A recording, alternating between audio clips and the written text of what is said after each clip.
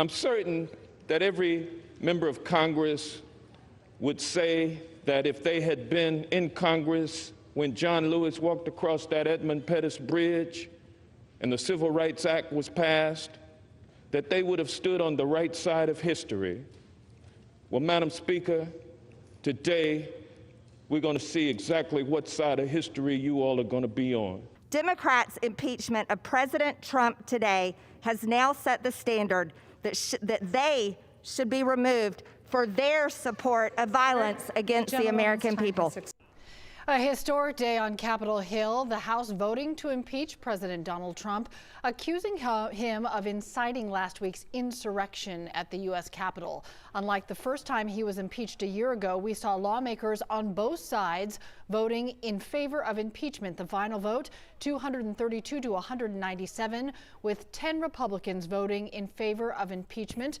Georgia representatives, though, sticking to party lines. So the next step, a trial in the Senate. Senate Majority Leader Mitch McConnell making it clear today he will not hold a trial before next week's inauguration.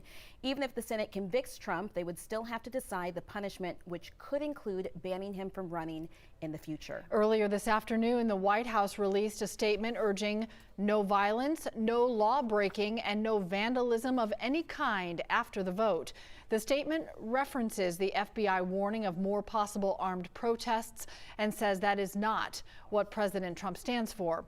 The speed of the impeachment process in D.C. is being driven by last week's riot, of course, at the Capitol. And Georgia played a large role in Democratic arguments for the impeachment today. Joe Henke explains.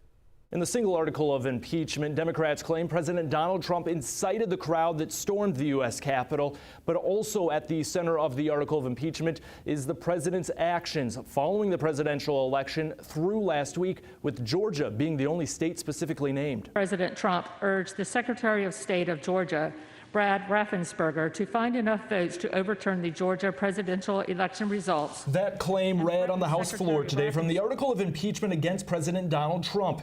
Explaining the article in depth is this supporting House document, where Georgia is named 50 times across 50 pages. President Trump was especially fixated on Georgia, is one quote referencing the president's false claim that he won Georgia. Today, Georgia Representative and Democrat Carolyn Bordeaux said Trump's claim fueled the events of January 6th. But despite 3 recounts and many investigations, the results are clear. Joe Biden won Georgia. Our president used this lie to incite a violent mob to attack the Capitol. Also quoted in the House document, the president and Secretary of State Brad Raffensperger's January 2nd phone call. I just want to find 11,780 votes, which is one more than we have. The impeachment supporting document states Trump threatened Raffensperger with criminal penalties. It then details Trump pressuring now former U.S. Attorney for the Northern District of Georgia, B.J. Pack. Pack abruptly resigned the day before the Capitol riot. The House document reads, Mr. Pack was told by White House officials he needed to resign because the president was furious that Mr. Pack was not pursuing the president's groundless claims of widespread voter fraud in Georgia. Also quoted, Trump's speech in Dalton, Georgia, 2 days before the violence in Washington. And they're not taking this White House. We're going to fight like hell, I'll tell you right now. What happened on Wednesday, January 6th, was nothing short of pure anarchy. Georgia Representative and Republican Buddy Carter spoke today against impeachment.